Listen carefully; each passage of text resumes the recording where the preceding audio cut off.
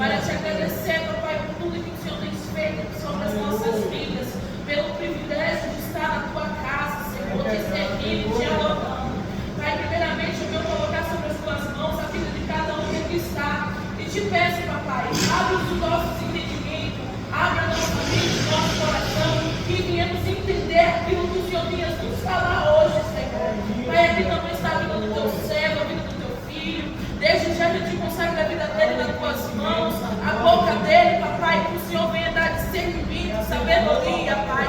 Que o Senhor venha falar conosco, Pai, aquilo que precisamos ouvir. Que não seja só um estudo, papai, que venhamos aprender mais de ti, pois necessitamos de ti, papai.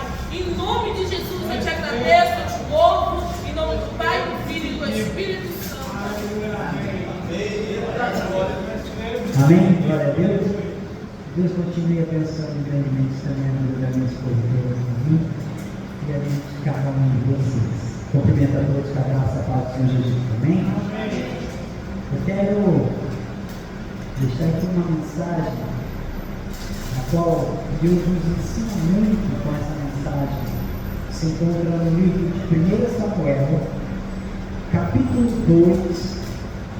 Nós vamos ler a partir do versículo de número 6.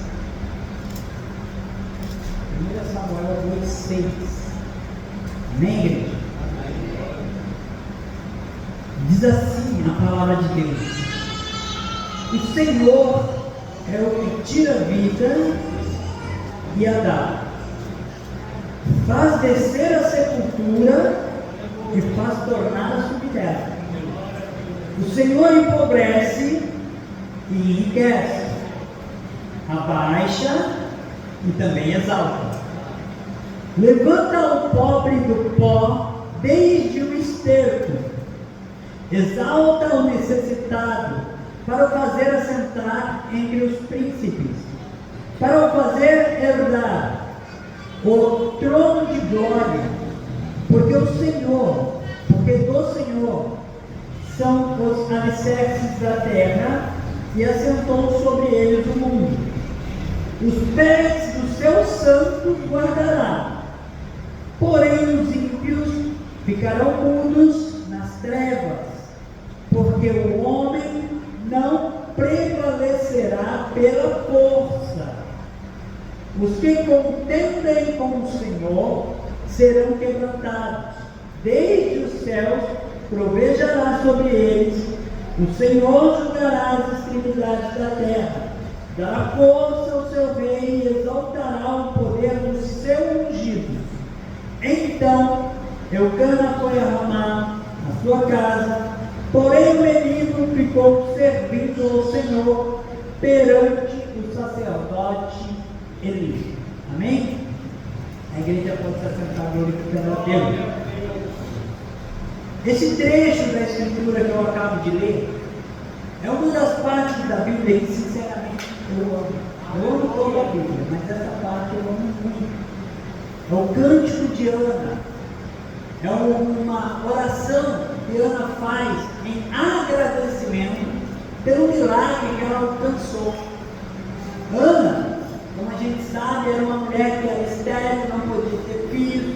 Por esta razão, o seu marido se casa com uma segunda esposa, Penina. Essa tem muitos filhos, e por essa ter sido abençoada com essa graça, começa a desmerecer Ana, começa a humilhar Ana, começa a rebaixá-la, dizendo que ela não era útil para gerar, dizendo que ela não servia para nada, ou coisas desse tipo. E essas palavras feriam muito Ana. E Ana era uma mulher que todo ano subia com o seu marido para adorar a Deus.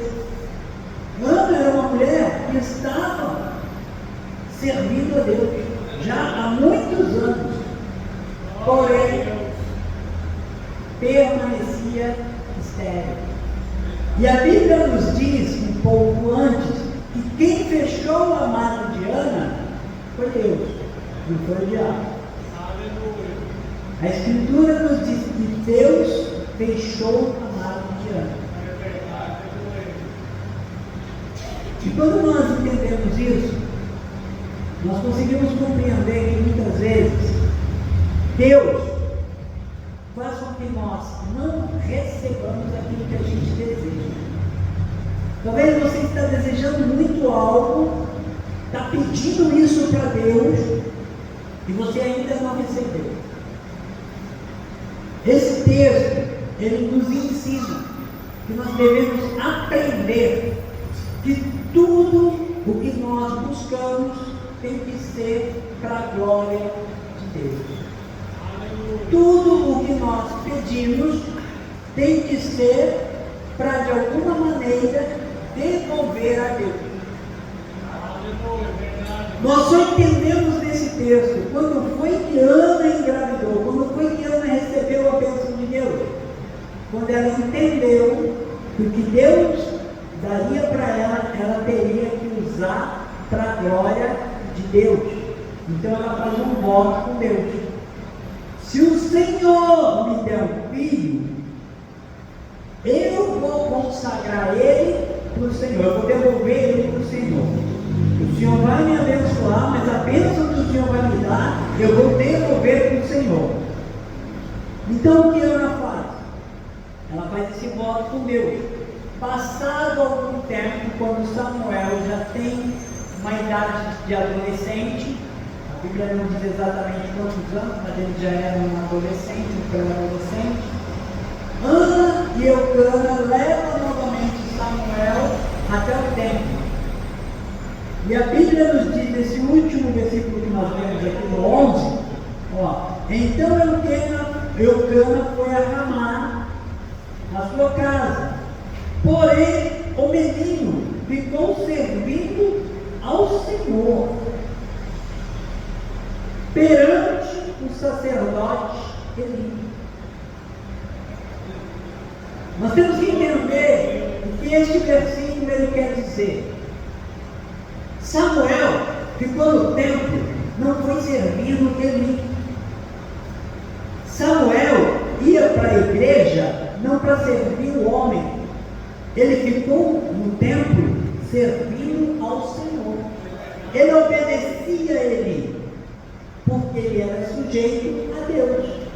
Ele se sujeitava a Eli por obediência a Deus, porque Eli era o sacerdote do templo na época. E Eli, diz a Escritura, não era um bom sacerdote. Eli era um sacerdote ímpio, era um sacerdote omisso, que não corrigia seus dois filhos e nem sequer conhecia o Deus. Quer ver? Coloca, por favor, Maria, ainda aí o versículo de número 12. Era, porém, os filhos de Eli, filhos de Belial, e não conheciam o Senhor. Olha que coisa impressionante. Os dois filhos de Eli, do sacerdote, foram criados dentro da igreja, num ambiente de adoração a Deus, num ambiente onde pessoas serviam a Deus e outros adoravam a Deus. Porém, eles próprios não conheciam a Deus, e eles eram filhos de Belial. O que isso quer dizer? Estar somente na igreja, mas fazendo o que você próprio só deseja, só querendo fazer só o seu próprio desejo, não agrada a Deus, não move a mão de Deus e não faz com que você seja abençoado. O que eu quero te ensinar nessa noite é que muitas vezes tem pessoas que falam o seguinte: eu não vou na igreja porque o pastor é isso, eu não vou na igreja porque o irmão é aquilo, eu não vou na igreja por causa do outro, por causa daquele. Se Samuel fosse dessa forma, Samuel ia olhar para os filhos de Eli, ia olhar para Eli e ia falar assim: eu não vou servir a Deus de jeito nenhum. Se o sacerdote é corrompido, se os filhos do sacerdote não prestam, para quem que eu vou servir a Deus? Mas a Bíblia diz no 11 que ele ficou servindo ao Senhor. O que isso quer dizer? Sirva a Deus, independente de qual seja a circunstância, porque quem é recompensador daquele que busca é Deus. Não espera de mim, não espera do pastor, não espera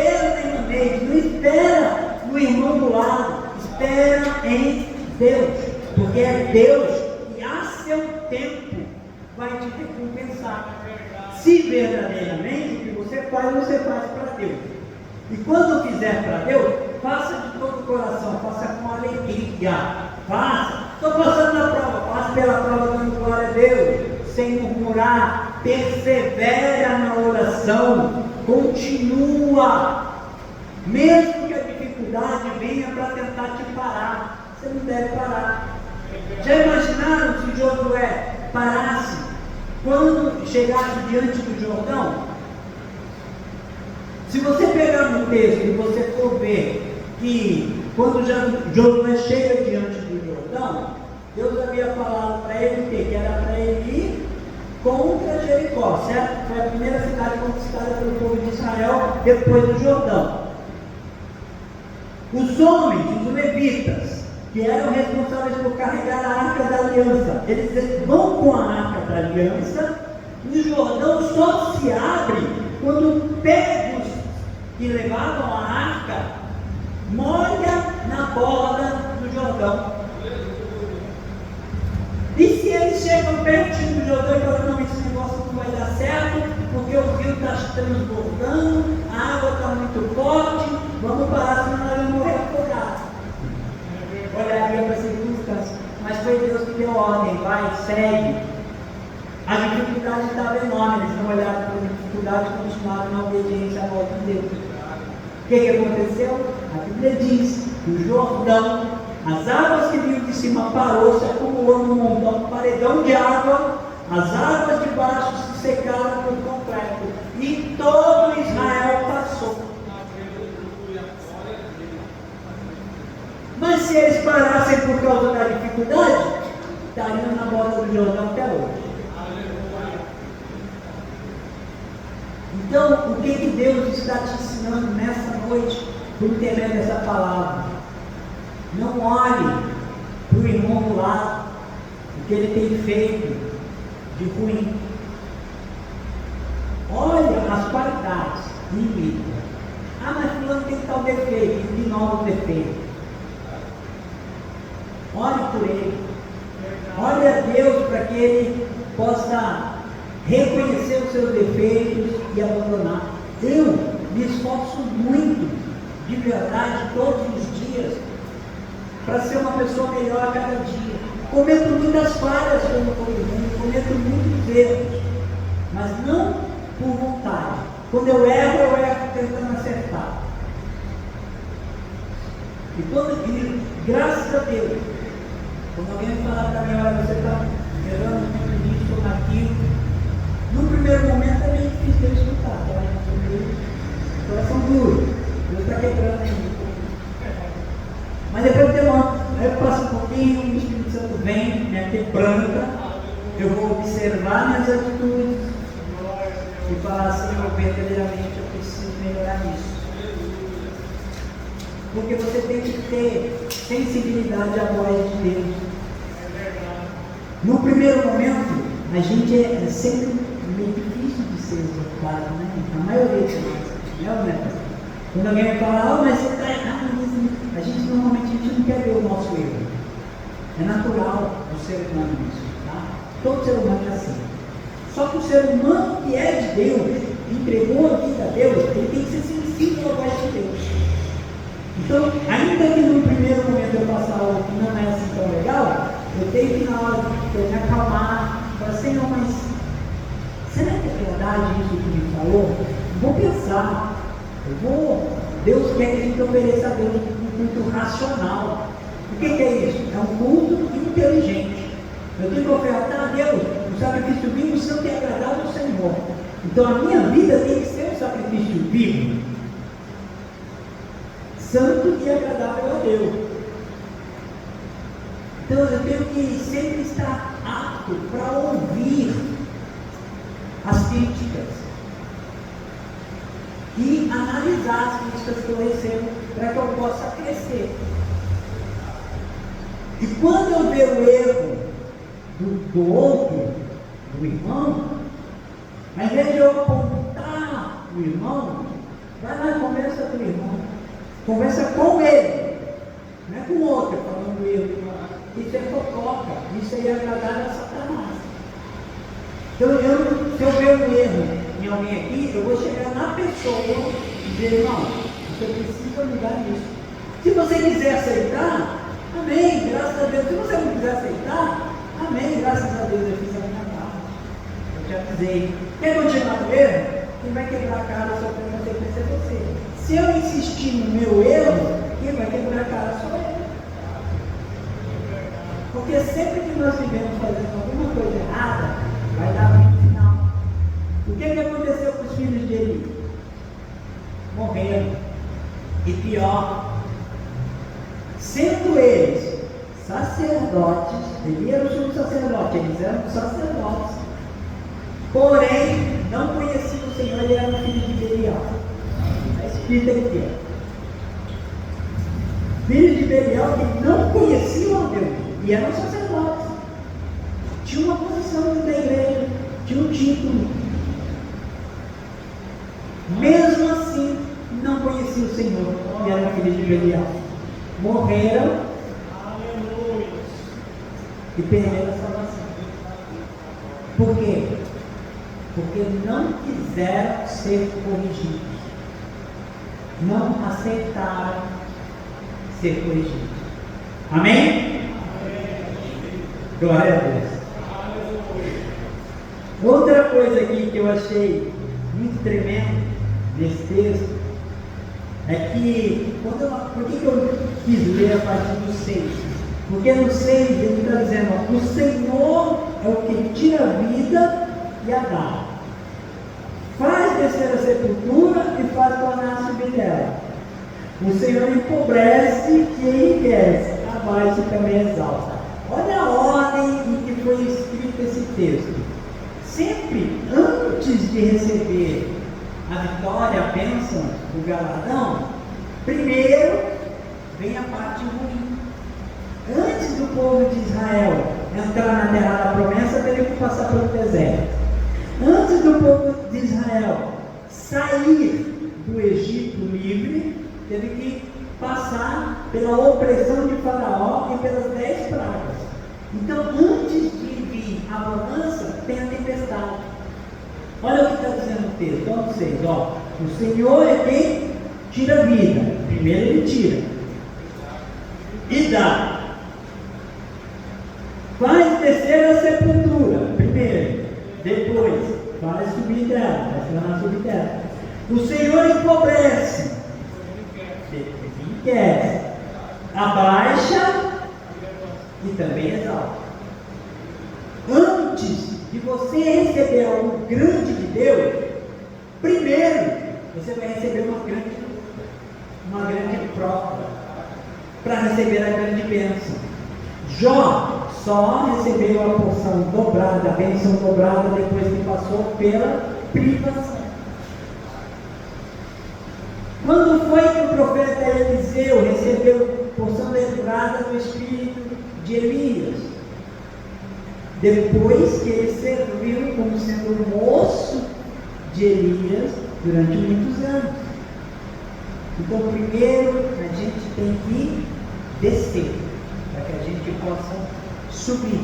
A Bíblia diz que todo aquele que se humilha, aquele que a si mesmo se humilha, se submete, se rebaixa, Deus o exalta. Não são os humilhados que são exaltados. Tem muita gente aí que está sofrendo humilhação, mas está sofrendo humilhação porque plantou o que não devia. Por exemplo, no presídio, se passa por muita humilhação, principalmente de blitz, é terrível. O GIR, que é o grupo de intervenção rápida, eles entram jogando bomba, bala de borracha, sabe? Vai todo mundo pro fundo da cela, só de cueca. Senta todo mundo no chão, um atrás do outro, fila, fica numa posição fetal durante algumas horas, dói costa, dói barriga, dói tudo. É terrível. Mas por que está passando por aquela humilhação? Porque cometeu o que não devia, porque fez o que não era para fazer. Deus vai exaltar? Não, ele só está colhendo aquilo que plantou. Só está colhendo o que Deus vai exaltar sim aquele que a si mesmo se humilha. Senhor, eu reconheço que eu não sou nada, que eu dependo do Senhor, que eu preciso de Ti, sem Ti eu não posso viver. O Senhor é o meu sustento, o Senhor é quem me mantém. Eu reconheço o Senhor e agradeço ao Senhor por tudo que tem feito. Um coração grato, esse alegra Deus. E é aí que Deus exalta essa pessoa. Mas isso também não é da noite para o dia. Ana passou anos sendo humilhada por Penina e não foi exaltada, porque era a Penina que estava humilhando Ana. Quando Ana chega num dia e ela se humilha perante o Senhor dá ela um filho. Porque não foi Penina que humilhou ela, foi ela que se humilhou diante de Deus. E se humilhou dizendo ainda que se o Senhor a abençoasse, a bênção seria para glorificar a Deus, para servir a Deus. O filho iria servir a Deus. Eu imagino Ana criando esse menino, já ensinando a ele a lei de Deus, a Torá, que é os 5 primeiros livros da Bíblia que nós temos hoje, que é o que os israelitas tinham na época, e ensinando ele a ser obediente à palavra de Deus. Por quê? Porque quando o Samuel vai para o templo, ele vai para o templo sendo obediente com temor a Deus. E não se deixa corromper pelo mau comportamento dos filhos de Eli, nem pela negligência do próprio Eli. Inclusive, Samuel chegava a dizer para Eli que os filhos dele não agradavam a Deus. E ele não tomava providência. Num só dia morreu os 2 filhos de Eli, morreu uma nora de Eli, e nasceu um neto de Eli chamado Icabô, que significa a glória do Senhor se foi, mas a glória do Senhor não tinha ido, foi engano. Porque eles estavam vivendo no erro, a glória do Senhor que foi deles, não de Israel, não do povo todo, porque ainda ficou Samuel servindo ao Senhor, porque ele era obediente. Levaram a arca, e aí a arca, quando chega lá na terra dos filisteus, o que acontece? Acontece aquela maravilha de Deus, onde eles foram feridos com tumores, com furúnculos e com muitos ratos. Depois de alguns anos, a arca foi devolvida para Israel e ainda com uma oferta. Cada um dos príncipes dos filisteus, um de cada uma das regiões, um de Gate, outro de outra parte, que eu não me recordo agora, das 5 regiões da Filístia, cada um deu uma oferta. Uma deu hemorroida de ouro, porque eles foram feitos com hemorroidas, um rato de ouro. Isso foi a oferta que eles deram. E sabe quem foi que mandou a oferta? Os sacerdotes do Deus pagão deles. Falou assim: olha, essas feridas aí que vocês estão sofrendo é por causa do Deus de Israel. É Ele que fez vocês. Porque vocês afrontaram a Deus, colocando a arca dele, que representa a presença dele, na casa de Dagon, do ídolo, na casa de um Deus de pau, de gesso. Na primeira noite, encontram o Dagon prostrado diante da arca. Vão lá, levanta Dagon, põe Dagon no lugar e deixa a arca lá. Na segunda noite, está Dagon caído, sem cabeça, sem mão. Deus dizendo: esses deuses falsos nada podem fazer. Mas Deus é o Deus que tudo pode. E Ele tanto pode que fez com que a arca fosse devolvida para o lugar de origem. Quando devolvida, quem recebe a arca? Samuel. A Bíblia diz que foi Samuel quem recebeu. Conhece logo. Mas antes de Samuel chegar, alguns desobedientes foram lá, abriram a arca, os curiosos, vai querer mexer naquilo que é santo de qualquer jeito. Mais de 300 foi lá, abriu a arca, olhava para a arca e tal. Só que Deus é longânimo e dá prazo para que você se arrependa se você está no erro. Eles acharam que simplesmente não, a gente está fazendo, nada está acontecendo, vamos continuar fazendo. Pode vir, olha aí, não tem problema nenhum, não acontece nada. E vai acontecendo que outros e outros vão se corrompendo e fazendo aquilo que é desobediência, porque a maioria está fazendo e nada está acontecendo. Depois, uma peste mata mais de 300 israelitas. Por quê? Porque eles desobedeceram a Deus e achavam que desobedecer a Deus não tinha problema nenhum. Tem muita gente dentro da igreja vivendo na desobediência que ainda não sentiu. Meu Deus, eu nem sei por que eu estou dizendo isso, mas se Deus coloca a gente faz.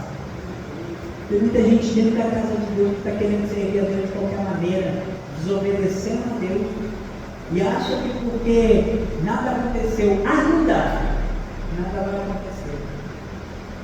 Só que com Deus não se brinca, de Deus não se zomba.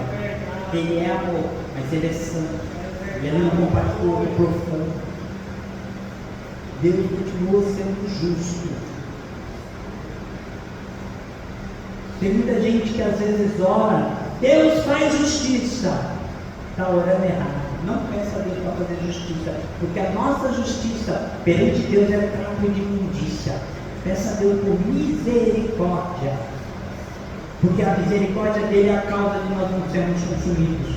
É a graça dele que nos mantém de pé, não é a nossa justiça. Ninguém é justo perante Deus. Somos justificados pelo sangue de Cristo que foi derramado no Calvário. Ele é quem nos justifica. Nós não somos justos. Nós necessitamos ser justificados por Deus. Nesse texto, meditando nesse texto, eu aprendi principalmente que tudo que eu peço a Deus tem que ser para a glória dele. E tem que ser para que eu sirva melhor a ele. Então tudo que eu tenho que pedir é que seja para ele.